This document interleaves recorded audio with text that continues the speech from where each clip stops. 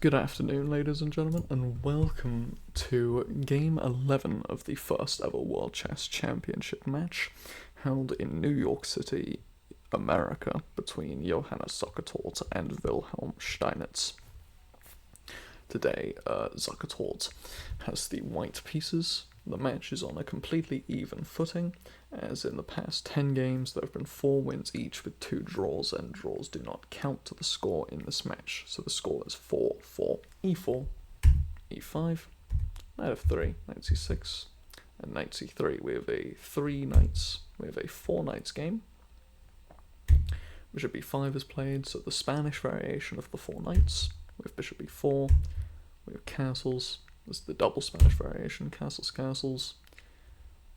Knight d5, we have knight takes d5, e takes d5, e4. Using danger levels, Wilhelm Steinitz, despite not in fact being a future seer, which as Zukertort is, Wilhelm Steinitz is actually Batman, so he's quite a big fan of Gotham chess back in the day. We have d takes c6, we have e takes f3, queen takes f3, d takes c6, bishop d3. Just putting some pressure on the h7 pawn here, maybe lining up for queen h5 to go after that. We have bishop at d6, kind of mirroring what white is doing and putting pressure on the h2 pawn. We have b3, preparing to fianchetto the dark squared bishop. We have queen g4, just kind of putting the pieces in a general threatening area toward the king. We have bishop to b2, again doing the same thing with the bishops, putting them in a, just generally looking in the direction of the king. We have queen takes d2, and bishop back to c1. Now, Engine considers this an inaccuracy, and to me it doesn't make much sense. To me, this is the kind of behavior from someone who didn't realize that playing bishop b2 leaves the d2 pawn hanging. I mean, realistically, you should take this opportunity to either develop and attack the queen with something like rook a d1, or to just ignore it. The Engine suggests to just completely ignore the queen and just play rook a e1. But obviously, you should not undevelop your bishop out of embarrassment, which I think is what Zukertort did here. We have queen a5, we have bishop f4, trying to trade off the dark squared bishops, bishop e6, just developing this bishop here.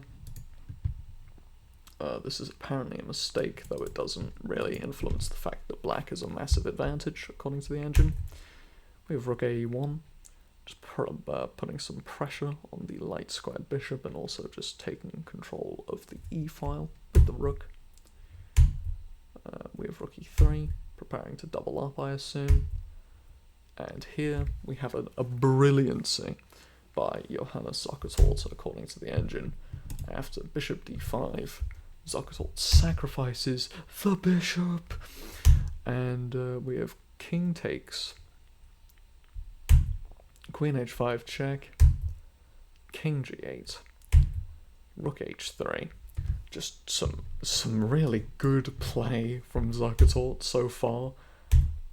Queen h7 check, however, completely blunders everything. He should have played, according to the Engine, is a bishop takes d6, getting rid of the dark squared bishop, and then just c4, because this bishop is pinned to the queen. So you win back this bishop, the pawns end up doubled, and you're probably slightly better in this position with the white pieces. To me, this looks better for white, though the Engine does say that in fact it's better for black after king f7, and in fact I also have realized that it is in fact better for black because of the very weak back rank here, and the fact that the king has no breathing room, no leeway. So anyway, queen h7 is a complete miss and gives away the game, according to the Engine. So we have king f7, queen h5 check, king f8, queen h8 check, engine suggests here bishop g8, and the queen has no more checks. Instead, Steinitz plays king f7, we have queen h5, king f8, queen h8 check, king f7, queen h5 check, king f8. Now, of course, it should once again be noted that in this match, the 3-time repetition rule was not in effect. It was 6-time repetition in order to declare a draw. So we have queen h8 check, king f7, queen h5 check, king f8, queen h8 check, king f7, queen h5 check, king f8, and then finally, just before it would have been declared a draw according to the rules of this match, he plays king e7, running away with the king. We have rook e3 check, king continues to run away, and now we have bishop g8, bishop to h6, which is actually quite a very good move, very clever move indeed,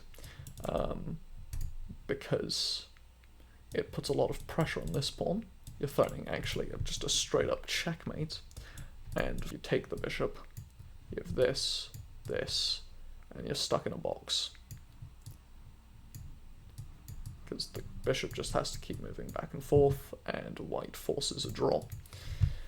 Instead of that, Steinitz finds the best move in the position, which is rook e7. Not that difficult to find, admittedly, but still an impressive find. We have rook takes e7, king takes e7, just escaping with the king, and bishop takes g7. Engine says it's the best move, and I trust the engine, but to me it doesn't make much sense. I don't know why you wouldn't just check with the queen. We have queen f5, we have rook e1 check,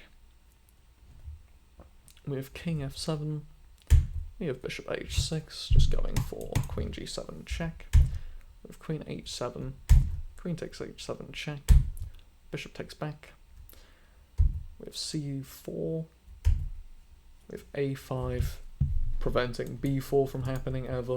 Essentially, a5 prevents these pawns from ever moving, due to this bishop, and due to everything. The pawns can't move anymore. So we have bishop e3, we have c5, we have rook d1, we have a4, and in this position, Zukertort throws in the towel, he resigns. As no matter what he does, if he takes, then he's going to lose this pawn as well. If he doesn't take, let's say, according to the engine, for instance, king f1 is the best move. If he doesn't take, black gets the open a file. In this position, it's just over. Gets the open a file in all instances, whether you take or if you don't take and play king f1 as the engine suggests. Black gets the open a file. Easy enough. Rook a2 can be played, rook a3 can be played. You're down a piece for a pawn, and you're going to lose both these pawns at some point, so you're going to get destroyed. That's this game. Steinitz has now gone from being 3 points down to 1 point up after the venue change. So he's kind of popping off. It's something to do with the air in the original venue. Maybe the air was a little bad, and of course British people are going to be more used to pollution and factory pollution than an Austrian person is, because the Austrian Empire did not industrialize very rapidly. It was just, the vibes were off, he was not vibing with the place. Maybe he had an ex that lived in that area of New York City, and he was just disturbed mentally. Steinitz takes the lead for the second time in the match, first time since game 1 that he's had a lead in the match. And so yeah, it's all coming up Steinitz. So yeah, that's this game for today. If you enjoyed, please do leave a like. If you want to, if you hated this video, leave a dislike.